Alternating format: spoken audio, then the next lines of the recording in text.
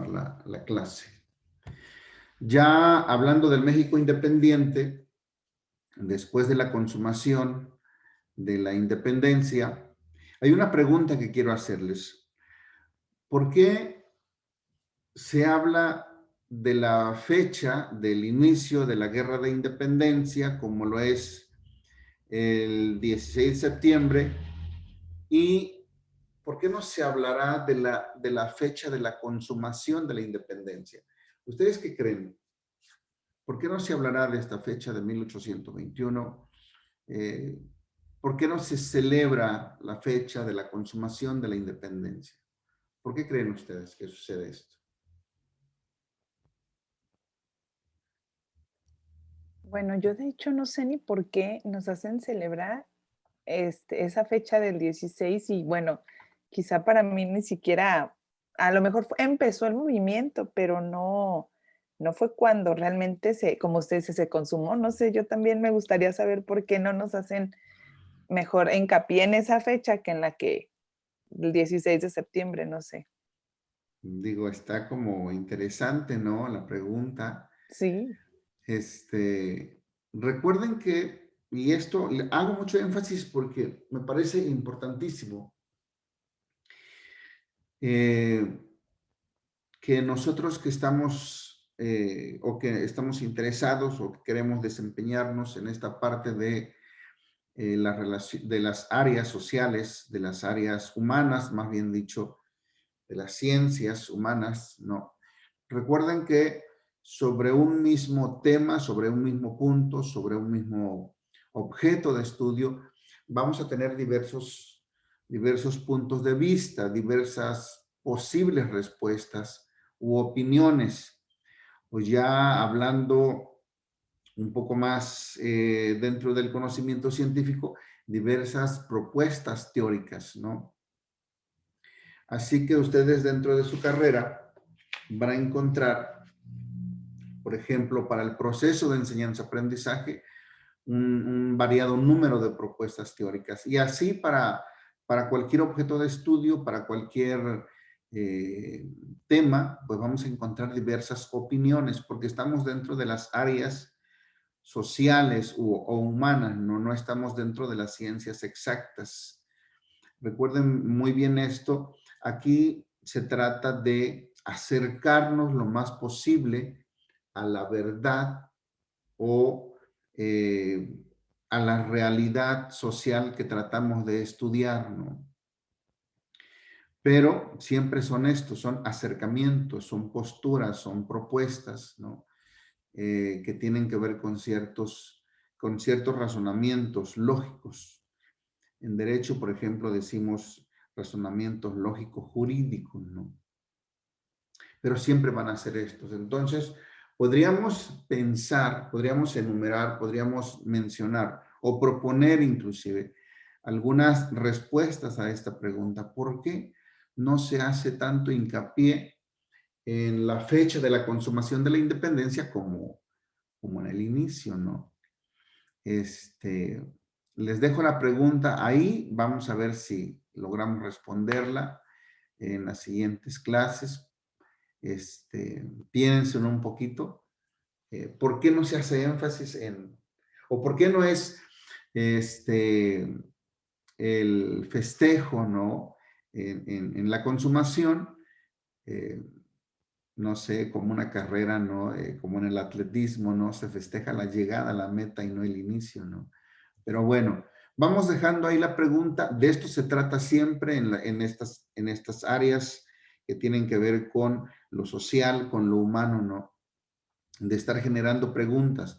Por eso es que me interesa que podamos también a la par de la materia, tratar de desarrollar un pensamiento como más analítico, más crítico, y yo siempre menciono que es diferente ser crítico a ser criticón, ¿no?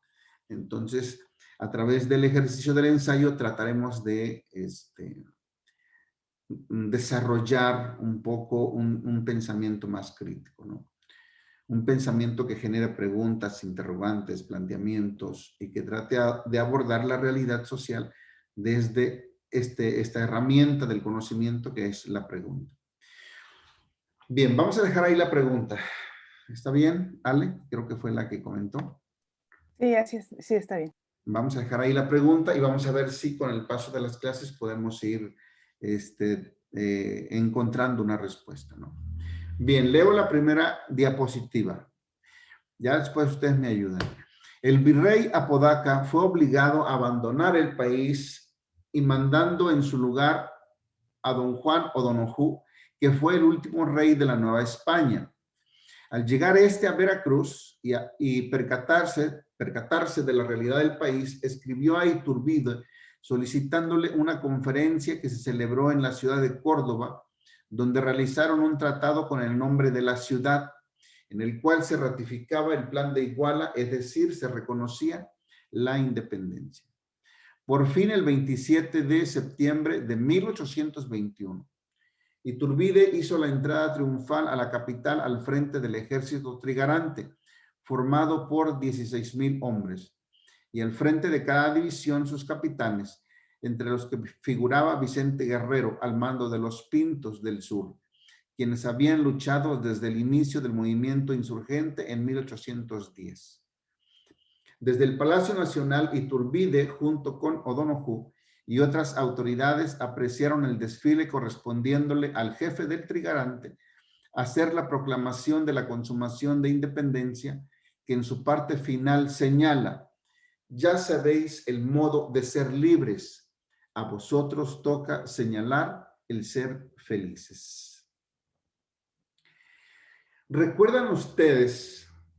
Aquí mencionamos a 3 personas en esta diapositiva: O'Donoghue, Vicente Guerrero y Agustín de Iturbide.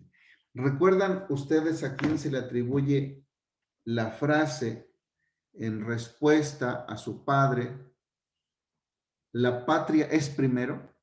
¿Recuerdan ustedes a quién se le atribuye?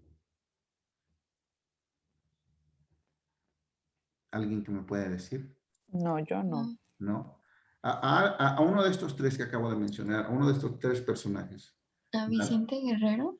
A Vicente Guerrero, ¿no? Cuando su padre, Vicente Guerrero peleó en el sur de la República, hacia el sur de la República, ¿no? Cuando su padre le dice que se entregue, que se rinda, ¿no? Que deje el ideal de independencia, surge esta frase que seguramente la escuchamos en primaria o en secundaria, ¿no? Padre, para mí la patria es primero. Se entiende a través de esta frase la gran profundidad idealista de Vicente Guerrero. Y cuando uno lee estas frases, ¿no? Cuando uno trata de profundizar en estos pensamientos, lo general es que nos preguntemos, ¿no? ¿Qué ideales habían estos hombres, ¿no? Como don Vicente Guerrero, que tenía esta forma de pensar. Hoy difícilmente sacrificamos un poquito de nuestro tiempo, de nuestra vida a favor de los demás, ¿no? Hoy son valores que quizás hoy no existan tanto, pero la guerra de independencia, el movimiento de independencia no se hubiese podido dar si no hubiera en ese momento histórico de nuestro país hombres y mujeres. Ya en la clase pasada alguien mencionaba de doña Josefa Ortiz Domínguez. Si no hubiese habido hombres con este tipo de pensamientos, de ideales, de actitudes, de esa inclinación del alma, decimos en psicología algunas veces, ¿no? Que pudieran aportar, inclusive sacrificar su propia vida en favor de los demás, ¿no? Bien. A ver, se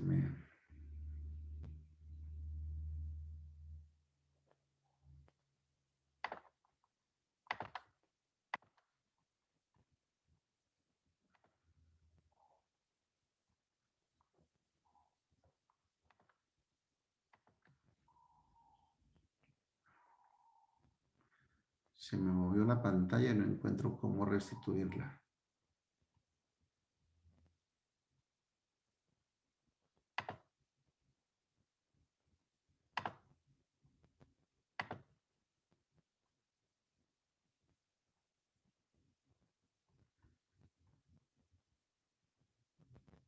¿Ven ustedes las diapositivas o no?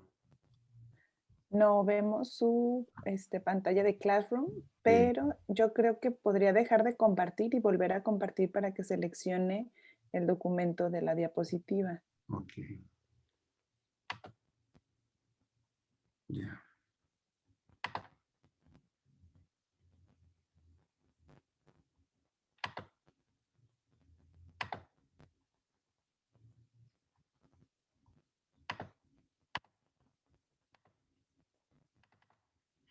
Ahí está. Ok. Bien, estamos ya dentro del México independiente y entonces nos encontramos con que al inicio no sabían los hombres de aquellos tiempos, hombres y mujeres, qué tipo de gobierno establecer, qué tipo de sistema de gobierno establecer en un país que apenas nacía.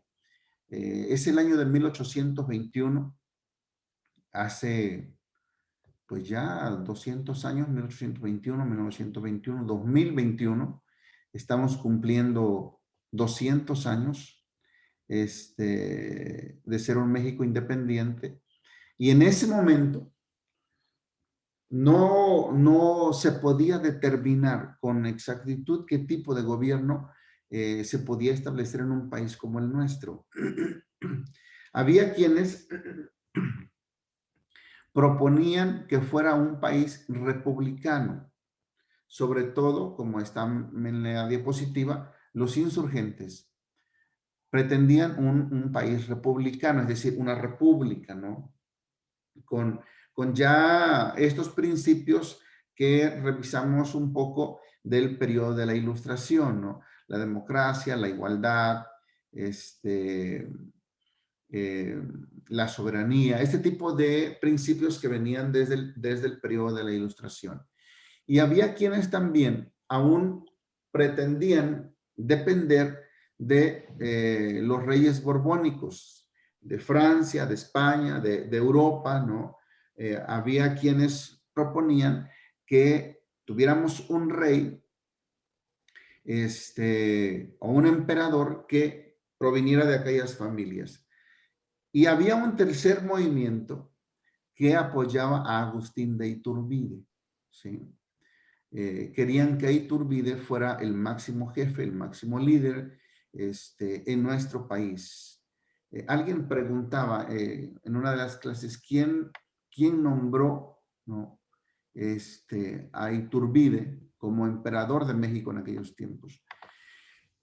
Había como lo hay hoy, ¿no? Digo, esta parte de la política de nuestro sistema sociopolítico, donde hay intereses encontrados entre diversos grupos que van imponiendo su forma de pensar, su forma de ver la sociedad, su forma de ver el desarrollo del país, su forma de ver la economía, ¿no? Para un país como el nuestro. Digo, hoy tenemos un gobierno que es bastante criticado, bastante señalado, es apoyado por un gran segmento de la población, pero no sabemos en dónde radica exactamente este apoyo o no sabemos dónde radica la popularidad, ¿no? Yo no sé qué ustedes piensen de esto, pero en aquel entonces también había grupos de interés, ¿no? También había grupos de interés. Estaban los criollos por una parte y también los peninsulares. ¿Alguien me quiere ayudar con la diapositiva que está aquí en pantalla, por favor? Sí, claro. Cuando, cuando las Cortes españolas desconocieron la independencia del territorio mexicano, los Borbones dejaron de ser candidatos al trono de México. Ok, ahí ya descartamos a los Borbones, ¿no? España de pronto desconoce la independencia, aun cuando la independencia ya estaba proclamada en México. España trata de hacer ahí un movimiento para recuperar el poder sobre la colonia de la Nueva España y entonces acá en México ya, en la Nueva España, en el país naciente, ¿no? Como México, los Borbones entonces dejan de ser candidatos, ¿no? Digo, como que sufren ahí un digamos, un movimiento como de debilidad o de carencia, ¿no? Y entonces dejan de ser un grupo fuerte. La siguiente diapositiva, por favor. Ale, por favor, ayúdame. Sí, claro. Debido al fuerte apoyo que los iturbidistas estaban aportando a la causa, permítame, déjeme mover tantito mi cámara que no me deja, ahí está. Estaban aportando a la causa por el trono, el Congreso comenzó a verlos con desconfianza, llegando incluso a destituir a algunos de ellos de la regencia. Esta situación provocó un distanciamiento cada vez mayor entre Iturbide y el Congreso.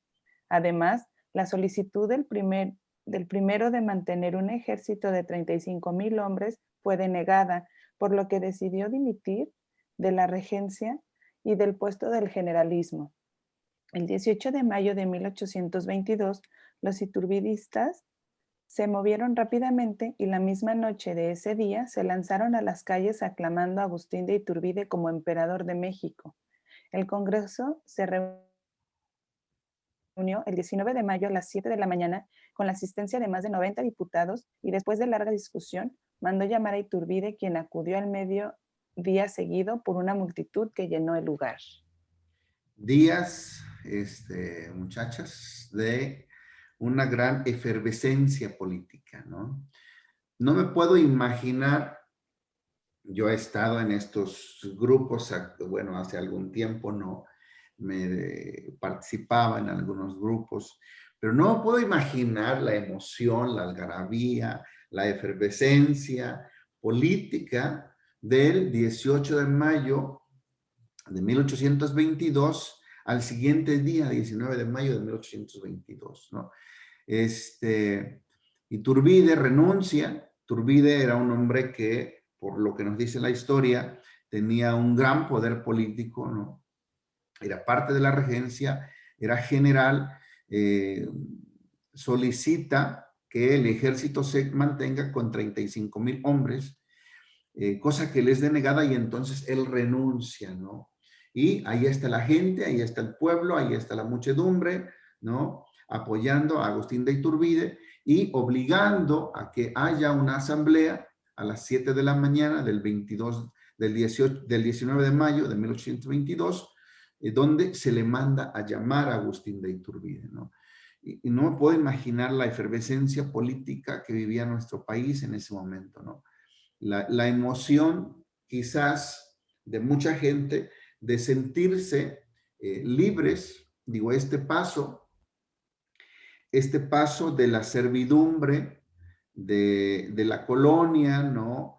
De estar bajo subordinación de un reino como lo es España, como lo era España, a pasar a sentirse o a experimentar quizás en lo personal o en lo nacional, en este espíritu nacional que caracteriza a todo ciudadano, ¿no? Sentirse libres, ¿no? Y a partir de ahí, a partir de esa libertad, tratar de participar, tratar de tener injerencia en colocar a un hombre, ¿no?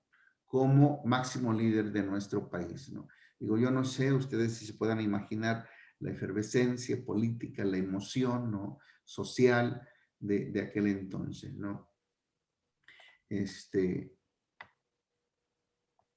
Leo la siguiente diapositiva. El diputado Valentín Gómez Farías presentó un documento firmado por él y 46 diputados más, en el que mencionaban que habiendo sido anulados el Plan de Iguala y los tratados de Córdoba, el Congreso quedaba libre para decidir la coronación del emperador.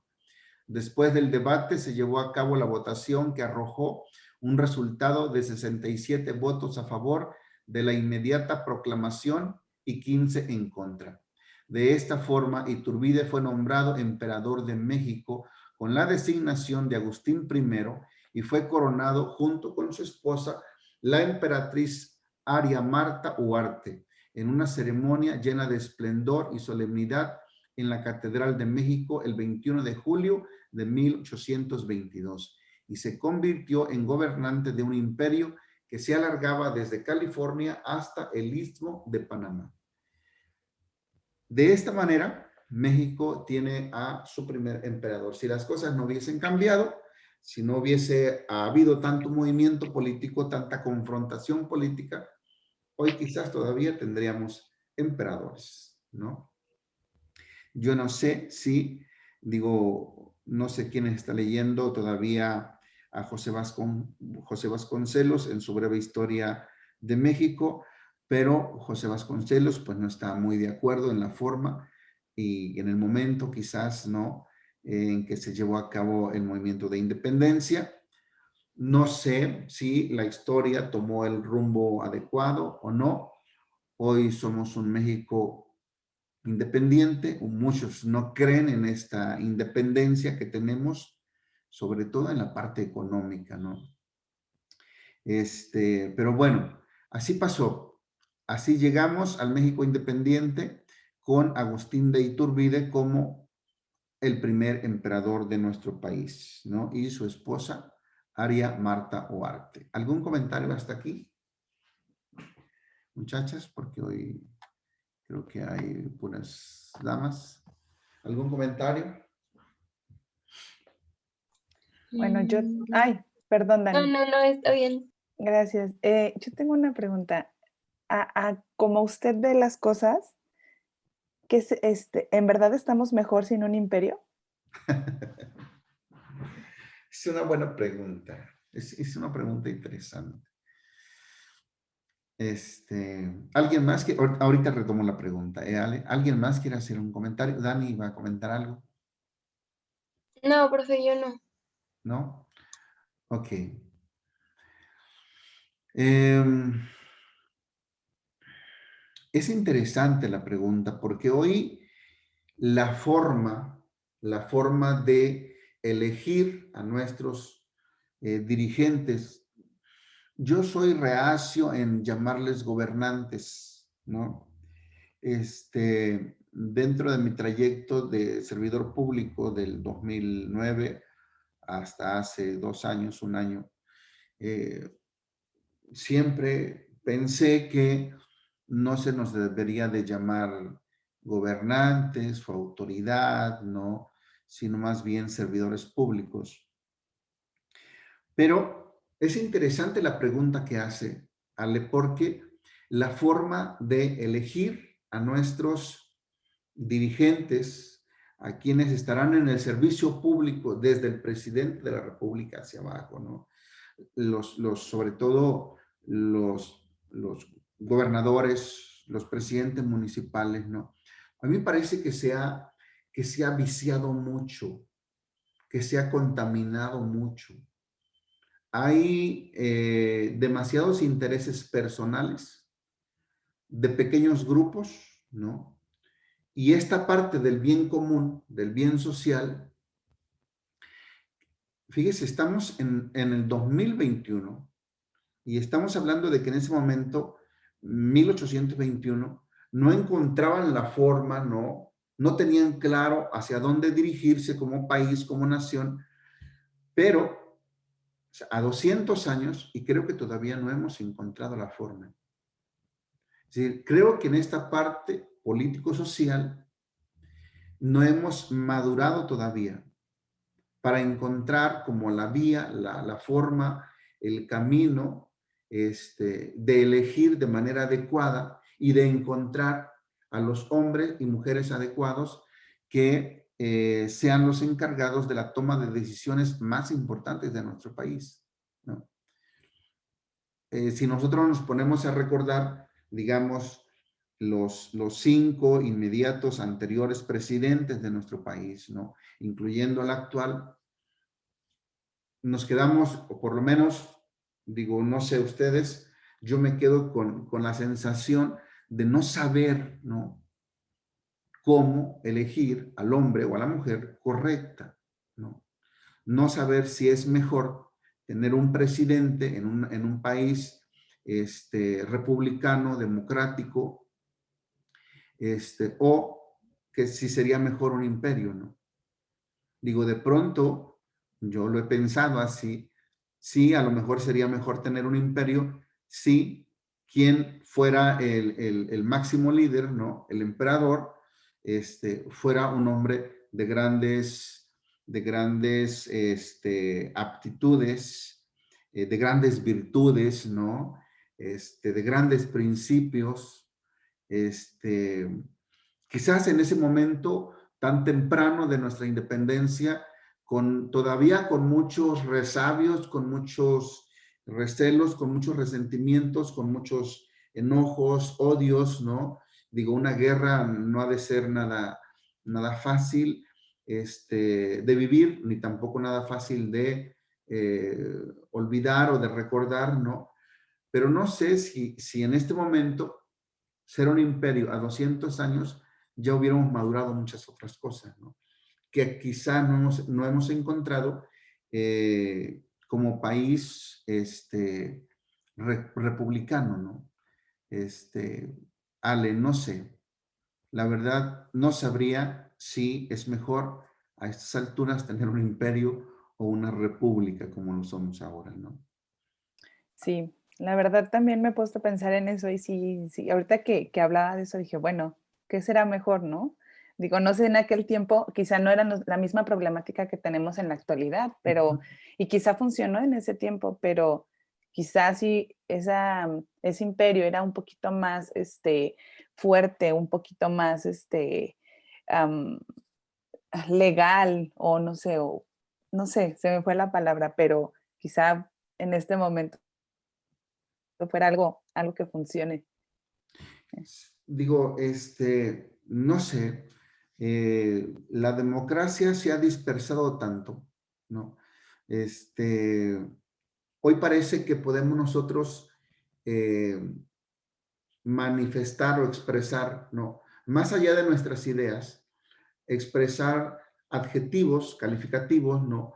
Que a veces denigran o como que hacen perder el valor político-social de una figura, de una investidura tan alta como es ser presidente de un país, ¿no? El máximo líder de un estado, ¿no? Me parece que aún la masa social, ¿no? La sociedad, la población, no hemos logrado madurar el pensamiento político de tal manera que tengamos injerencia, participación y podamos como empujar hacia nuestro país hacia un rumbo más adecuado, ¿no? Creo que mucho de lo que pasa en nuestro país, en nuestro estado, en nuestro municipio, tiene que ver con esta parte de la falta de maduración política de la misma población, ¿no? Del interesarnos como profesionistas, como obreros, como campesinos, como jóvenes estudiantes, ¿no? Interesarnos en esta parte que es la política, que creo yo que es de los haceres humanos más importantes porque es la parte que toma decisiones hacia qué rumbo va la sociedad, ¿no? Toma decisiones sobre la salud. Actualmente lo estamos viendo, ¿no? Y que si el presidente no está haciendo bien las cosas, y que si el subsecretario de salud no está haciendo bien las cosas, y que yo lo podría hacer diferente si estuviera ahí, bueno, pues, han estado ahí muchas personas durante muchos años y la situación no ha mejorado mucho, ¿no? Uno escucha voces internacionales, voces externas a nuestro país que de pronto alaban, ¿no? Elogian el desempeño de nuestro presidente, el desempeño de nuestras autoridades, y uno se queda así como pensando, bueno, ¿están haciendo lo correcto o no están haciendo lo correcto, ¿no? Creo que a 200 años de nuestra independencia no ha madurado el pensamiento político ni de nuestros máximos líderes, ni de la población, ¿no? La población nos hemos perdido mucho en esta cultura nuestra tan llena de creencias, tan llena de, no sé, de fantasías, ¿no? De mitología, ¿no? Nos hemos como dispersado mucho ahí, ¿no? Nuestras creencias y no hemos madurado el pensamiento político, mucho menos hemos avanzado en el pensamiento científico, ¿no? como otros países lo han hecho, ¿no? Uno lee países europeos que de pronto dicen, convirtieron, no sé, tantas iglesias en bibliotecas, ¿no? Y ahí uno encuentra una diferencia muy grande, ¿no? Pero bueno, así es como llegamos a la independencia de México. Espero que les siga Profesor, generando muchas preguntas, ¿no? profesor, Mande. disculpe, yo tengo una duda que creo que va enlazada a la de Ale. A 200 años de la independencia, Va a venir al el día, corte, ahorita casi viene el corte.